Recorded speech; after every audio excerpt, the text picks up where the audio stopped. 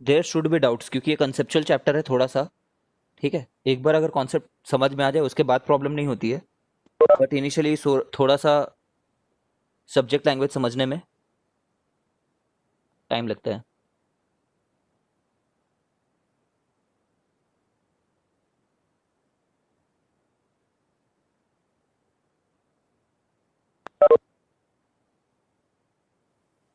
चलो आ जाओ।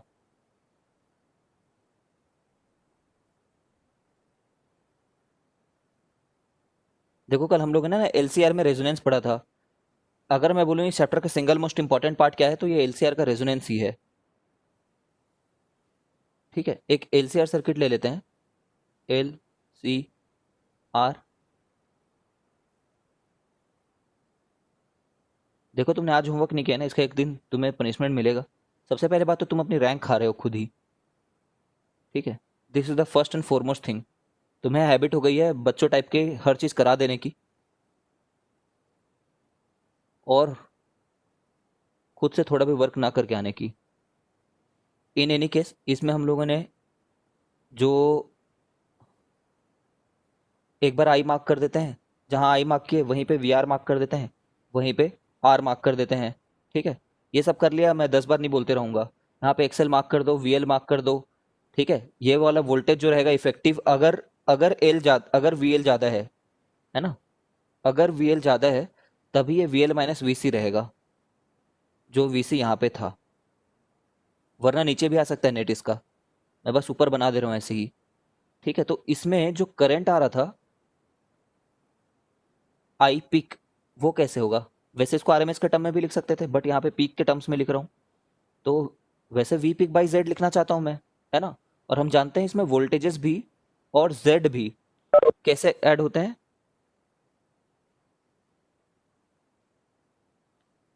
Like vectors, है ना, वेक्टर्स की तरह ऐड होते हैं। तो अगर हम सोचें तो आई पिक का भी अगर मैक्स चाहिए, आई पिक का भी मैक्स, ठीक है, तो हम क्या करेंगे? आ ये नीचे वाले पार्ट को कम रखने की कोशिश करेंगे। ठीक है ना, नीचे वाले पार्ट को कम रखने की कोशिश करेंगे। उसके लिए क्या होगा? एक्सएल माइनस एक्सी को जीरो होना चाहिए, एक्सएल इक्वल टू एक्सी होना चाहिए, ओमेगा एल इक्वल टू 1/ओमेगा सी होना चाहिए। हाँ शाश्वत बोल, क्या हुआ?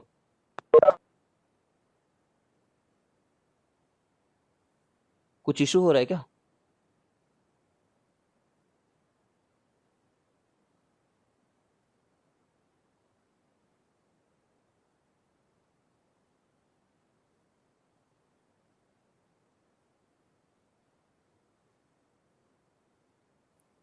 हम्म। ठीक है, तो यहां से पता चलता है ओमेगा स्क्वायर इक्वल टू 1/√एल, ओमेगा इक्वल टू 1/√एल सी होना चाहिए। ठीक है, हमने देख लिया था ये कैसी रेजोनेंस है, ये कैसी कंडीशन है, ये रेजोनेंस की कंडीशन है ये। ठीक है,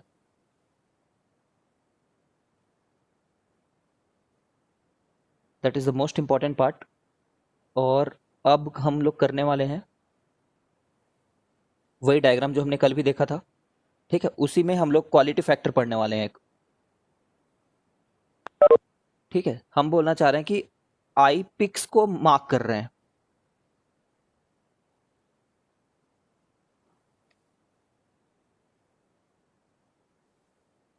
आई पिक को मार्क कर रहे हैं अलग अलग ओमेगा, एक्सटर्नल है ना ये, समझ रहे हो, बाहर से लगाने वाले ओमेगाज हैं एक्सटर्नल बैटरी का। तो वो कब मैक्सिमम करंट देता है? जब ये ओमेगा किसके बराबर हो जाए? सर्किट के नेचुरल फ्रीक्वेंसी के बराबर हो जाए। ठीक है, तुम समझने की कोशिश करो इस बात को।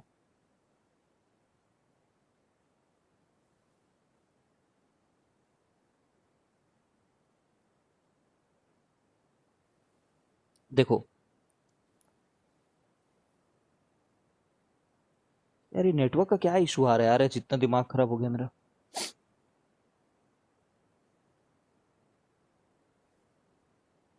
सब लोग को कुछ नेटवर्क का इशू आ रहा है क्या?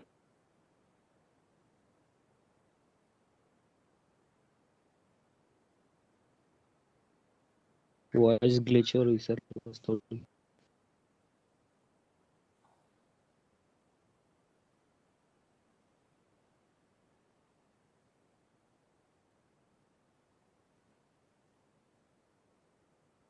अब देखना।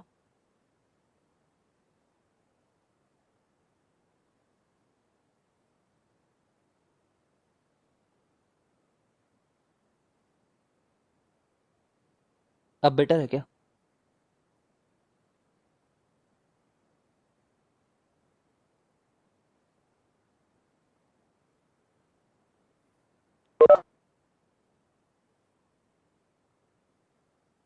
आई थिंक अब बेटर होगा, है ना?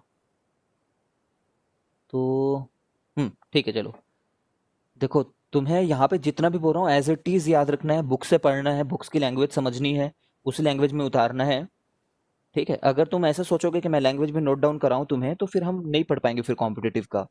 You have to take care of all those part, है ना? तुम्हें एक बात मैं बताता हूँ, देखो, पढ़ने के तरीके में।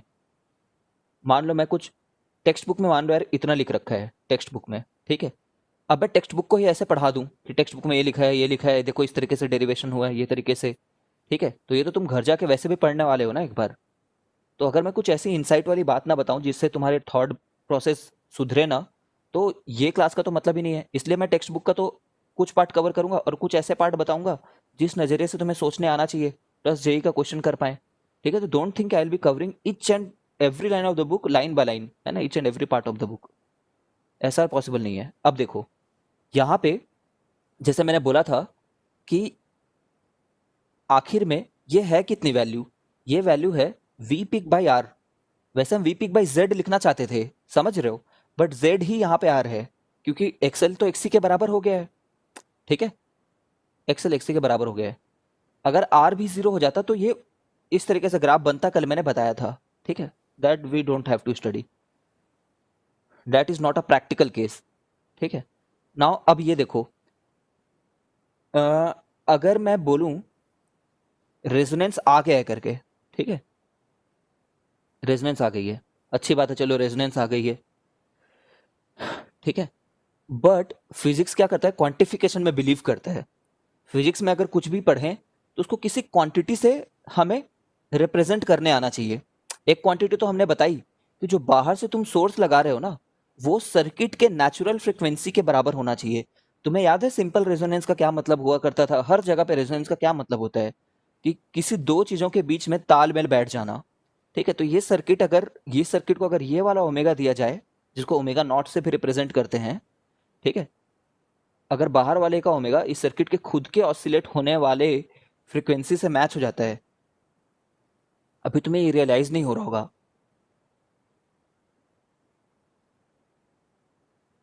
सब लोग को ऑडियो में ग्लिच आ रहा है क्या?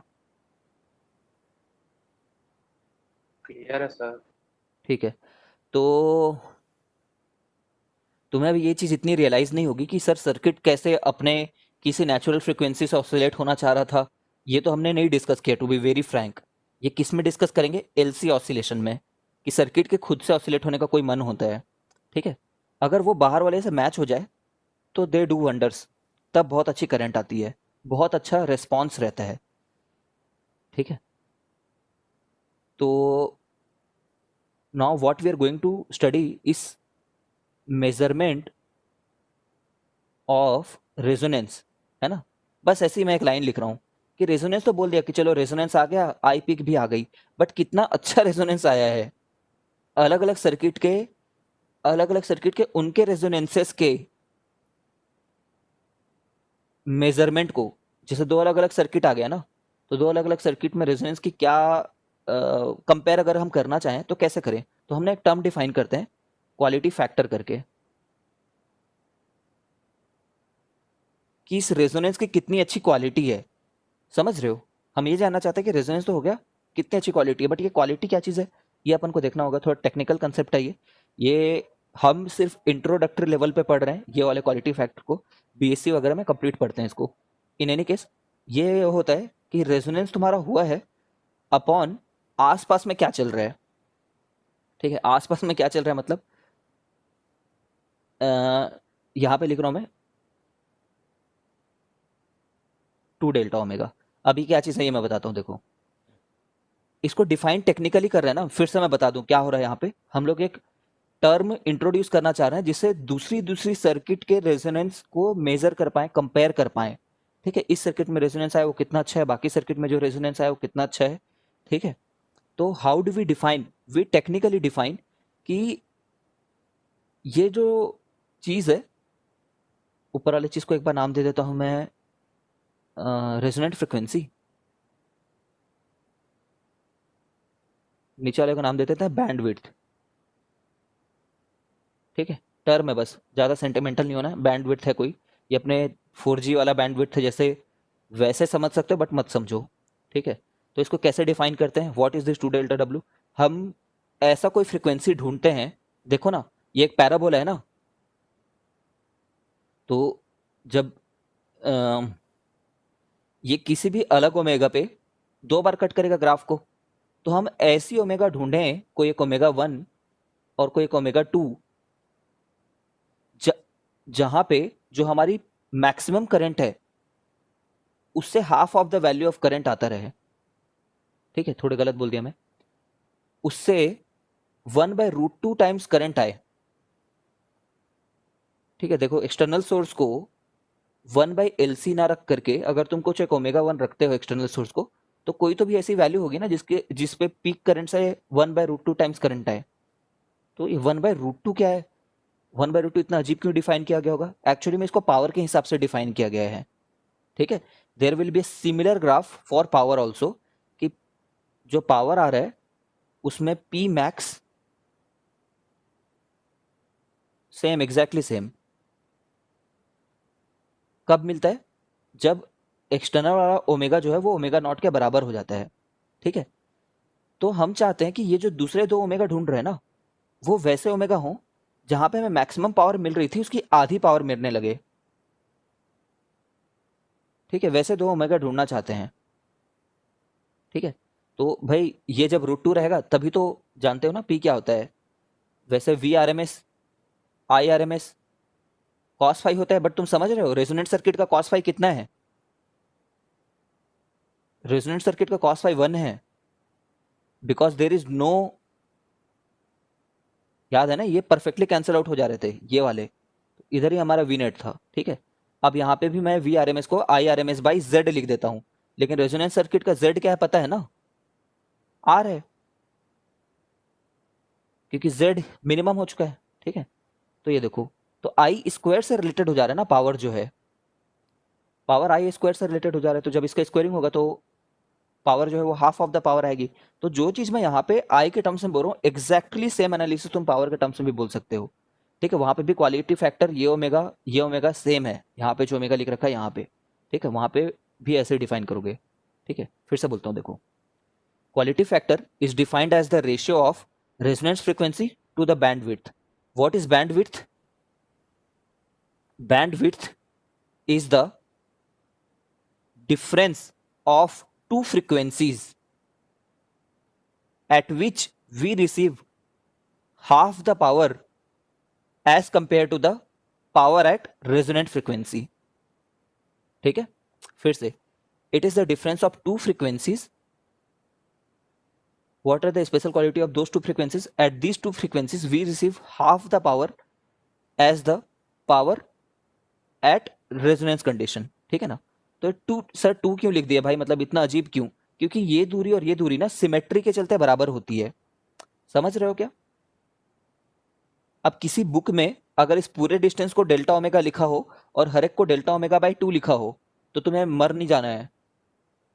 ठीक है ना, परेशान नहीं होना है, किसी बुक में इसको डेल्टा ओमेगा लिख देगा पूरा का पूरा, तो हर एक जो है डेल्टा ओमेगा/2 हो जाएगा। तो इतना मैथ्स तो हम समझते हैं यार। ठीक है, बट जो मोस्ट कॉमन नोटेशन मुझे लगता है बुक में फॉलो होता होगा वही मैं यूज करता हूँ यहाँ पे। ठीक है, तो 2 डेल्टा ओमेगा हुआ पूरा। ठीक है, तो ये बैंडविड्थ है। I hope everyone is very much clear with the notation. Now क्या खास बात है इनमें ये देखते हैं। तुम सोचो, मैंने एक रेजोनेंट ऐसी बनाई है कंडीशन, और एक रेजोनेंट कंडीशन मैं ऐसा बनाना चाह रहा हूँ। See this two things and try to take the feeling of the physics. अभी जो बताने वाला हूं अगले 2-3 मिनट में, वो फील को लेकर के है, वो बिल्कुल भी जानना इतना भी जरूरी नहीं है उसको। एक ये ले लो,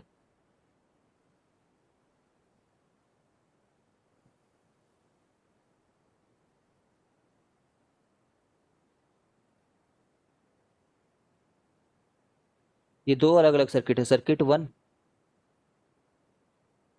ये सर्किट 2, दोनों में रेजोनेंस है भाई, दोनों में सेम पावर आ रहा है, दोनों में सेम पावर मैक्स है,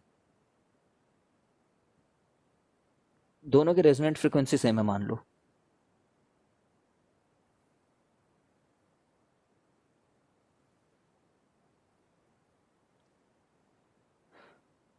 ठीक है, अब इनमें जो ज्यादा क्वालिटी वाला कौन होगा, क्वालिटी फैक्टर को क्यू से डिनोट करते हैं, याद रखना, ओमेगा नॉट अपॉन कौन होगा, तुम खुद समझ रहे हो, 1 और 2 में।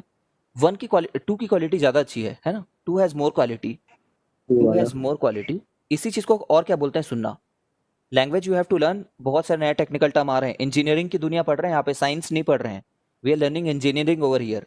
ठीक है, 2 हैज मोर क्वालिटी, और we say 2 has more sharpness. ठीक है, मोर शार्पनेस है, क्योंकि अगर हम पी, समझ रहे हो ना, ये गैप काफी छोटा है। ठीक है,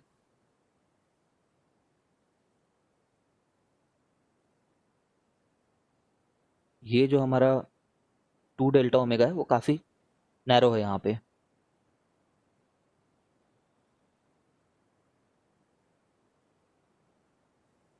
हम्म, क्यों बोलते हैं, देखो, जैसे सुनो यार, तुम एक रेडियो ट्यून कर रहे हो मान लो, फिर से रेडियो का एग्जांपल, तुम एक रेडियो ट्यून कर रहे हो,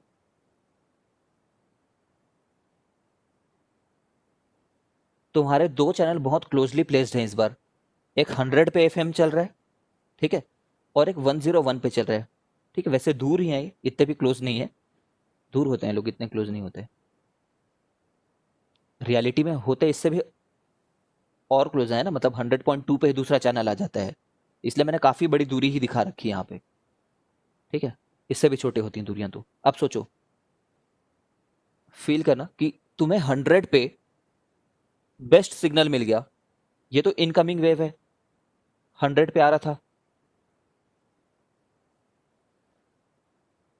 तो तुम्हें बेस्ट सिग्नल मिल गया है ना, तुम दिमाग में सिर्फ सर्किट नंबर 2 को सोचते रहना, सर्किट नंबर 2 को। अब हमने ना 100 से घुमाया अपने वाले को, भाई हम अपने वाले को तो चेंज कर सकते हैं ना, जो सिग्नल आ रहा है उसको थोड़ी चेंज कर पाएंगे, तो हमने अपने वाले सर्किट में 100.2 लगाया, मतलब हम ओमेगा नॉट से थोड़ा खिसक गए।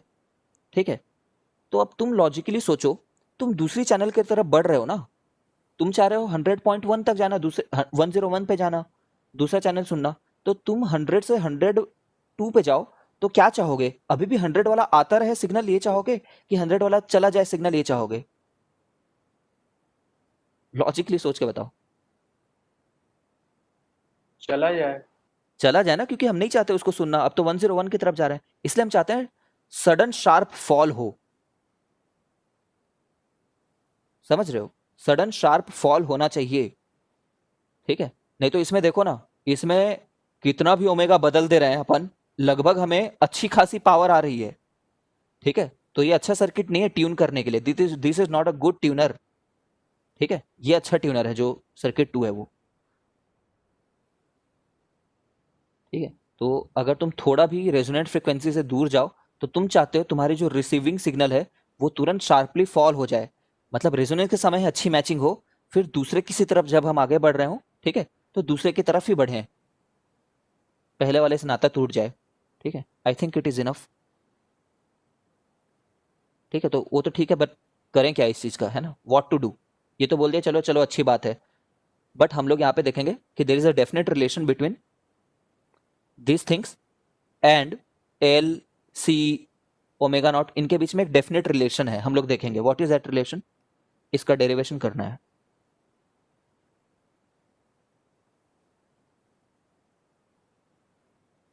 ठीक है, बस एक minute,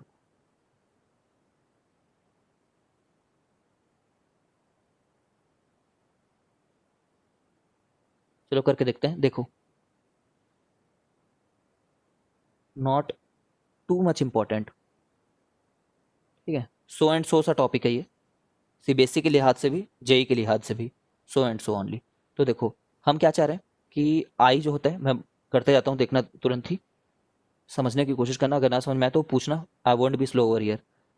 I is V by Z, किस जगह पे लिखे हुए हैं अगर कोई बोले तो मैं बोलूँ पिक पे लिखे हुए हैं मान लो, तो we pick by Z. What is Z? Z is R square plus XL square minus X square. तुम ये बताओ यहाँ पे ओमेगा 1 पे भी रेजोनेंस है क्या? जब ओमेगा 1 फ्रीक्वेंसी थी जहां पे हमें पी मैक्स बाई 2 मिल रहा था तो रेजोनेंस था क्या? वो रेजोनेंस की कंडीशन नहीं है, सिर्फ ओमेगा नॉट रेजोनेंस की कंडीशन है। ठीक है, तो हम चाहते हैं कि अभी वाली जो आई पिक है ना एट ओमेगा वन वाली, वो आईपी मैक्स जो हमने बोला था उससे 1/2 रहे, सॉरी उससे 1/√2 रहे। ठीक है, आईपी मैक्स मतलब हाईएस्ट वाले वैल्यू से ये वाला जो वैल्यू है वो 1/√2 टाइम रहे। अब आईपी मैक्स क्या था? आईपी मैक्स था VP max, sorry IP max था वीपी अपॉन ये, ठीक है, अपॉन √2। देखो ये √2 एज इट इज आया है। I P max peak max मतलब ये तो रेजोनेंस कंडीशन हुआ, रेजोनेंस कंडीशन पे सिर्फ आर था नीचे में जेड की जगह पे। ठीक है, अब अभी वाला आई पिक क्या है? लेकिन ये तो हम रेजोनेंस के हिसाब से बता दिए इतनी सारी बातों को। अभी वाला आई पिक क्या है? So that is we pick upon ये।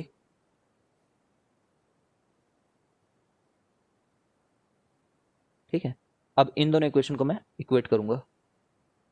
सीधी बात यार, रेजोनेंस पे जो मिल रही है उसका 1/2 √2 मिले, वो उसका 1/√2 मिले, वो वाली कंडीशन को हम लोग देख रहे हैं कौन कौन से वो पे करके। ये कट गया सीधे सीधे। ठीक है, मैं यहाँ पे सभी चीज़ों को ऊपर भेज दूँ क्योंकि डिनोमिनेटर में बस रह गया ना, मैं ऐसे इक्वेट कर रहा हूँ। कुछ गलत करूँ तो बताना।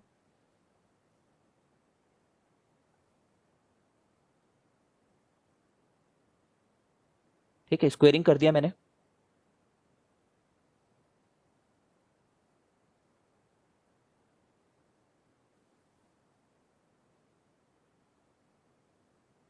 ठीक है, इसको इधर भेज दिया, इसको उधर भेज दिया, कुछ कर दिया मान लो।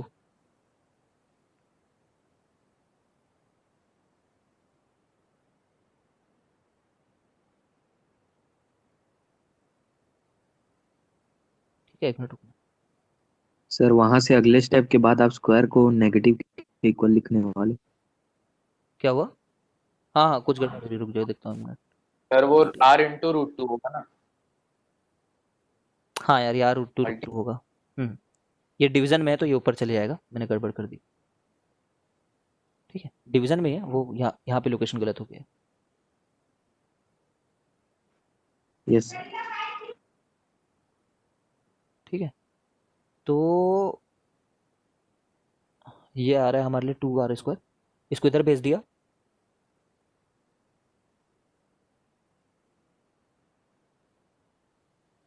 r²। ठीक है, अब देखना यहाँ पे थोड़ा सा मैं सॉल्यूशन को अलग तरीके से लिख रहा हूँ, तुम्हें ऐसे ही सोचना है। तुम ये बताओ, ओमेगा 2 बड़ा है हमारे नोटेशन में, तो ओमेगा, इसके दो रूट्स है ना, वो दो रूट्स क्वाड्रेटिक के जो है वही ओमेगा 1 ओमेगा 2 है। तो मैं एक बार तो ये लिख रहा हूँ ओमेगा 2 एल माइनस 1/ओमेगा 2 C equal to plus R. ठीक है, वैसे क्या है ये? प्लस माइनस आर है, मतलब इनका ही एक बार प्लस आर मिलेगा, एक बार माइनस आर मिलेगा। तो मैं ओमेगा 2 क्योंकि बड़ा है तो ये और बड़ा हो गया और ये और छोटा हो गया। ठीक है, ओमेगा 2 पहले ही बड़ा, ये बड़ा ही है और ये और छोटा हुआ है, यानी कि ये पॉजिटिव क्वांटिटी बनेगा। ठीक है, अगर इन दोनों में ओमेगा 2 और ओमेगा 1 में किसी को पॉजिटिव किसी को नेगेटिव बनना है तो ओमेगा 2 ही, ये वाला टर्म ही पॉजिटिव रहेगा। और इसको देखो ये कैसा टर्म है, इसमें क्या किया मैंने, इस टर्म को तो छोटा किया ही है और नीचे में भी छोटा नंबर गया है, तो इफेक्टिवली ये माइनस वाला टर्म और बड़ा हुआ है। समझ रहे हो? तो देर इज सम इंजीनियर मतलब लॉजिक है ये। ठीक है, सॉल्व करने के लिए भाई इसी तरीके से करना है, ये एक्सेप्टेड मेथड है। ठीक है, इसी तरीके से करना है तुम्हें। अब यहाँ पे इनको ऐड कर दो एक बार। किसी को समझ में नहीं आया स्टेप तो पूछो। सी, once I will be putting omega 2 everywhere, once I will be putting omega 1 everywhere. Out of these two, omega 2 since being bigger will produce a positive. ठीक है, एक बार ऐड करो तो ये आ रहा है क्या, ओमेगा 2 प्लस ओमेगा 1। कैलकुलेशन देखना तुम, माइनस 1/ω2 प्लस 1/ω1 इक्वल टू 0। ठीक है, इसको ऊपर भेजा तो ये कट गया। अच्छा चलो करके दिखा देता हूँ। -ω2 प्लस भी ω1, रहेगा ना। हाँ सी भी रहेगा 1/। ठीक है, तो ये कट गया, 0 बन गया उधर जाकर के, ये राइट साइड चले गया। ठीक है, तो मैं ω1 ω2 को 1/LC बोल रहा हूँ। ठीक है, ये केवीपीवाई का एक क्वेश्चन था जिसको मैं अपने समय पे नहीं बना पाया था। सब्जेक्टिव क्वेश्चन था, ये प्रूफ करना था कि बैंडविड्थ के जो प्रोडक्ट होता है ना वो इतना होता है। तुम समझ रहे हो डायमेंशनली ये ओमेगा नॉट का स्क्वायर है। आर यू गेटिंग की सिमेट्री कितना नेचर में मस्त प्ले कर रही है। We have not proved it yet, but मैं तुम्हें यहीं पे रियलाइज करा रहा हूँ। ठीक है, सिमेट्री में omega into omega omega square होगा, तो आई होप समझ रहे हो। इन एनी केस हमें क्या निकालना है, बैंडविड्थ निकालना है, हमारा काम नहीं हुआ है ना। हमें omega not upon 2 delta omega को जस्टिफाई करना है, तो for that we need this is ω2 minus ω1, है ना। ओके, तो एक बार इनका सब्सट्रैक्शन ले लो। सब्सट्रैक्शन लिए तो ω2 माइनस ω1 कर लिया मैंने, तो L आ गया। और यहाँ पे सब्सट्रैक्शन करने के लिए देखना तो मैं कुछ गलत ना करूँ। ठीक है, आई होप मैंने सही किया है।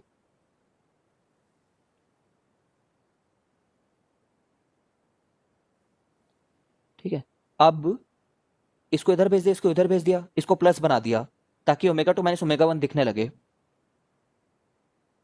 देखो ये माइनस को मैं प्लस बना दिया, अंदर भेज दिया समझो। ω2 माइनस ω1 इससे मुझे दिखने लगा, अपॉन ω1 ω2 दिखने लगा, 1/c रखा हुआ है, इधर 2r है। ठीक है, मुझे ω2 माइनस ω1 चाहिए था, मैं खुश हूँ, इसको रख लिया। L है यहाँ पे प्लस 1/c, और इसको मैं क्या लिखूँ, ω1 ω2 को 1/LC, समझ रहे हो, 1/LC। ठीक है, 2r हो गया ये। मैं ऐसा बोल सकता हूँ क्या कि ω2 माइनस ω1 जो है ये कट चुका है, 2L हो चुका है। ठीक है, तो राम लाल आ रहा है करके। ठीक है, पहले बात तो ये तुम्हें याद होना चाहिए। यहाँ तक आते हैं, this is a set process, रटना होगा, सेट प्रोसेस है, करना ऐसे ही है। Q equal to omega not upon 2 delta omega, यही तो 2 डेल्टा ओमेगा है, तो ये हो गया R/L। ठीक है, अब तुम समझ रहे हो तुम कैसे एक बेटर क्वालिटी वाला सर्किट बना लोगे। ओमेगा नॉट तुम्हारे हाथ में है, मार्केट से खरीद करके आना है। एल तुम्हारे हाथ में, मार्केट से खरीद कर आना है। आर तुम्हारे हाथ में है ना।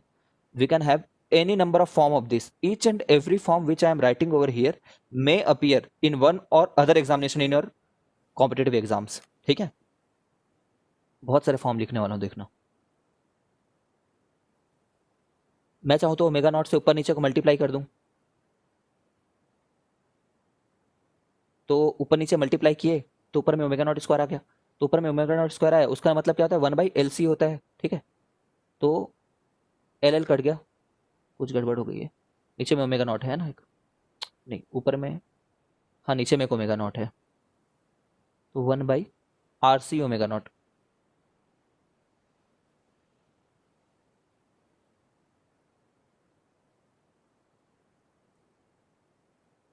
ठीक, समझ गया। इसी में ओमेगा नॉट को, ठीक है, वन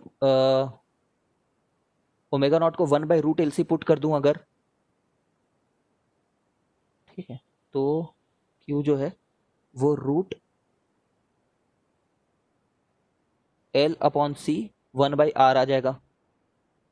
ठीक है, सभी फॉर्म्स हैं यार ये।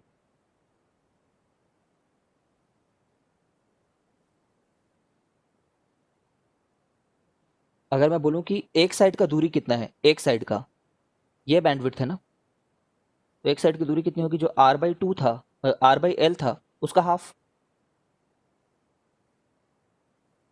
ठीक है, समझ गए रेडियो बनाना अब कैसे बनाते हैं करके लोग। इतना ही था हमारे सिलेबस में इसमें।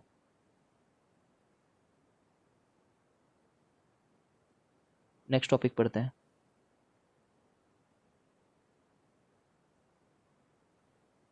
ट्रांसफॉर्मर्स पढ़ना है भाई।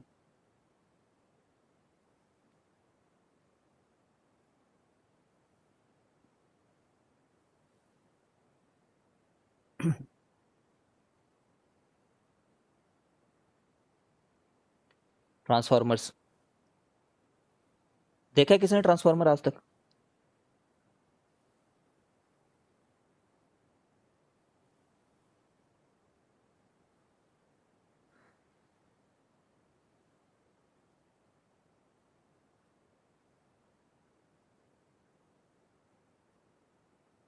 दो बार देखा है बोल दिया इसने यार। अच्छी मूवी है ना, मस्त मूवी है। तो आप देखो ट्रांसफॉर्मर में बेसिकली वुंडिंग होती है एक। अभी इसको एसी सर्किट से उतना भी ज़्यादा रिलेटेड नहीं है। वाउंडिंग होती है इसमें कॉइल्स की। बेसिकली दो प्रकार के ट्रांसफार्मर आते हैं, step up, step down. Step up transformer voltage के हिसाब से नाम रखते हैं ना, स्टेप अप का, करंट के हिसाब से नहीं। ये वोल्टेज को इंक्रीज करता है, ये वोल्टेज को डिक्रीज करता है। बेसिकली क्या है ट्रांसफार्मर? ट्रांसफार्मर में एक प्राइमरी साइड रहता है, एक सेकेंडरी साइड रहता है। कहीं पे कुछ कॉइल ले लेते हैं, ठीक है। और मान लो यहाँ पे जैसे तुम थर्मल पावर स्टेशन में बिजली प्रोडक्शन होती है, समझते हो?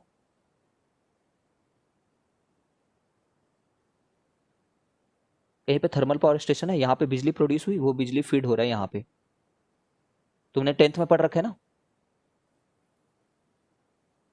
ठीक है। 10th में पढ़ रखा है करंट कैसे जनरेट होता है। ये घूमता है जब, तो स्लिप रिंग में एसी प्रोड्यूस होता है कि डीसी प्रोड्यूस होता है? स्लिप रिंग में, स्लिप में एसी होता है ना, स्लिप वाले में। तो स्लिप से एसी प्रोड्यूस हो रहा है और करंट यहाँ पे आ रहा है। करंट जो तुम प्रोड्यूस करते हो वो 220 वोल्ट में प्रोड्यूस होता है। बट जो हम लोग भेजते हैं ना दूर दूर तक, वो बड़े बड़े बने होते हैं टावर्स, देखे हो ना, रावण टाइप के दिखते हैं जो, ठीक है, उससे भेजते हैं। तो बहुत हाई वैल्यू ऑफ उसमें वो करके भेजते हैं, वोल्टेज बढ़ा करके। क्यों, देखते हैं अभी। देखो मैंने यहाँ पे ज़्यादा नंबर ऑफ कॉइल्स बनाई है, समझ रहे हो? जो इनपुट एंड होता है, इनपुट, उसको प्राइमरी साइड बोलते हैं, ठीक है। ये प्राइमरी साइड है। जहां जहां आउटपुट हो रहा है उसको सेकेंडरी साइड बोलते हैं,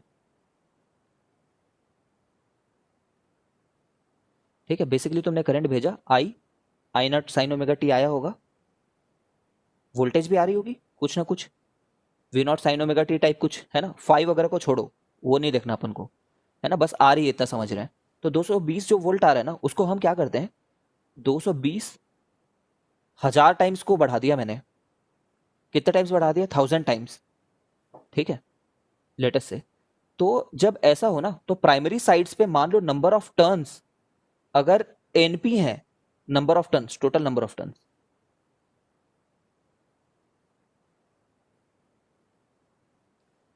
और इस side total number of turns अगर एनएस है सेकेंडरी साइड में, ठीक है, तो वी विल रियलाइज कि एनएस अपन एनपी जो है ना, वो 1000 होना चाहिए करके, तभी वो 1000 टाइम इंक्रीज कर पाता है ना। We will see that how it is going to work, ठीक है। अब ये जो पोटेंशियल डिफरेंस मैं 220 वोल्ट बोल रहा हूँ ना दोस्त, वो यहाँ और यहाँ के बीच में है, 220, ठीक है। इनके बीच का पोटेंशियल डिफरेंस 220 है, और यहाँ से यहाँ के बीच में सिमिलरली। वैसे तो मैंने एसी प्रोड्यूस किया तो हर समय बदल रहा है, तो मैं कौन से वैल्यू के बारे में बात कर रहा हूँ यहाँ पे? हमारे घर में हम लोग बोलते हैं और 220 वोल्ट आता है, वो 220 वोल्ट क्या रहता है? RMS RMS. वैल्यू रहती है ना हमारे घर में। -312 वोल्ट से लेकर के 312 वोल्ट तक हर सेकंड 50 बार बदल रहा है ये चीज, है ना, 100 टाइम्स चेंज हो रही है, 50 बार नहीं, 100 टाइम्स। बट वो आरएमएस होती है 220 वोल्ट, ठीक है। तो दिस इज देयर, ओके। फिर क्या होता है, ये दूर दूर तक जाता है, दूर गांव दराज, ठीक है। फिर यहाँ पे हमारे घर में इतना थोड़ी भेज देंगे, सारे अप्लायंस उड़ जाएंगे। तो हमें क्या करना होगा, यहाँ पे स्टेप डाउन करना होगा वोल्टेज को, ठीक है ना। तुम इतने समझदार हो ही कि क्योंकि अभी इस कंडीशन के लिए ये इनपुट हुआ है हमारे लिए, तो है ना, और हमें आउटपुट यहाँ पे चाहिए।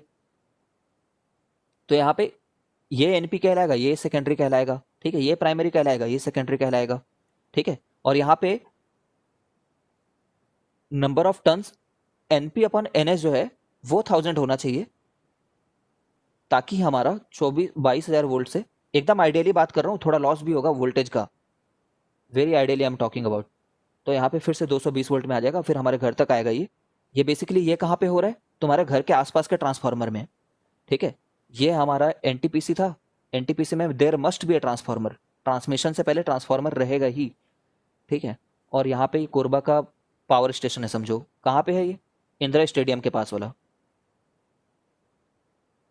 तो वहाँ पे स्टेप डाउन ही हो सकते हैं, सिर्फ स्टेप डाउन ही रहेगा वहाँ पे, ठीक है, पावर पावर स्टेशन, ठीक है। अभी हमारे घर में जब आए तो घर में आए, अब वहाँ पे हमने पैरेलल में लगाना शुरू कर दिया, ठीक है। मान लो ये पूरा इतना अरेंजमेंट एक ही घर में भेजने के लिए था, तो एक ही घर में टीवी चल रहा है, एक ही घर में फैन चल रहा है, ठीक है।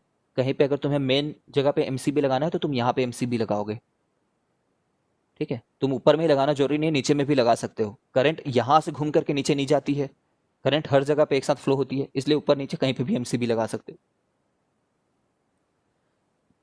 तो ये एंटायर वो हुआ ट्रांसफार्मर का दुनिया, ठीक है। अब क्या करते हैं, अब इनके वो पे आते हैं, वर्किंग पे, exactly how do they work. वो तो स्कीमेटिक समझे, वर्किंग। तो तुमने बहुत मेहनत से बिजली उत्पन्न करी है यार, तुम नहीं चाहोगे कि वो बिजली वैसे ही जाया हो जाए। ये वाले साइड से उस साइड पे गई कैसे, मैग्नेटिक फील्ड से, मैग्नेटिक फील्ड के दम पे गई ना, बिकॉज करंट वॉज देयर। तो जो फील्ड लाइंस है उन्हीं में तो एनर्जी है। तो ऐसे थोड़ी तुम क्या चाहोगे, मतलब जो फ्लक्स लाइंस हैं वो लिंक हो, यहाँ पे फ्लक्स का लिंकेज हो, लिंक, ये चाहोगे। तो तुम क्या करते हो, हवा के ऊपर नहीं छोड़ देते इस बात को, because air does not has a good permeability, हवा is not a good path for magnetism, magnetic field lines. तो तुम जानबूझ करके उसको बेस्ट हाईवे देते हो तुम, ठीक है, एक अच्छा हाईवे प्रोवाइड करते हो। ये तो लोकल लैंग्वेज हुआ, क्या प्रोवाइड किया तुमने, सॉफ्ट आयरन कोर। क्यों, क्योंकि सॉफ्ट आयरन कोर का म्यू जो है ना, म्यू, जिसको तुम mu not into mu r बोलने वाले हो, इसके म्यू आर की वैल्यू 1000 टाइम्स है, ठीक है, मतलब 1000 गुना बेटर रास्ता है। तो तुम यहां से क्या किए इस सॉफ्ट आयरन कोर को लगा करके, इट सेव्स फ्लक्स का लीकेज, ठीक है। मैं तुम्हें बता रहा हूं तुम्हें किस पर्सपेक्टिव से ये सोचना है। When we are working a transformer, what are the types of losses and how we can avoid them, ठीक है ना, what are the types of losses and how we can avoid them, ये perspective से हमें अपने syllabus में पढ़ना है, टाइप्स ऑफ लॉसेस। तो एक लॉस तो हमने देख लिया, फ्लक्स का लीकेज हो सकता है, फ्लक्स का लीकेज कैसे हटाया हमने उसको, व्हाट इज द सॉल्यूशन, हमने पाथ दे दिया अच्छे से, ठीक है। Second, copper loss, copper loss बोलते हैं किस चीज को, I²R लॉस को, ठीक है। भाई यहाँ पे करंट आ रहा है ना, इस मटेरियल में I²R तो होगा ही ना, इसको कैसे हटा सकते हो, एक गुड कंडक्टर रख करके। गुड कंडक्टर क्या होता है, कॉपर, आयरन रखोगे ज्यादा लॉस होगा बेसिकली, और क्या है, ठीक है। तीसरा, तुम रख सकते हो एडी करंट, एक एडी करंट लॉस होता है, ठीक है। इसको कैसे हटाएंगे, या तो लैमिनेट करके,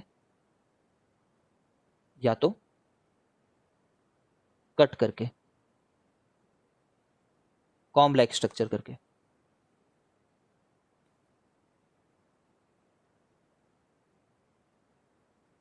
ठीक है, रिकनेक्ट होते हैं यार।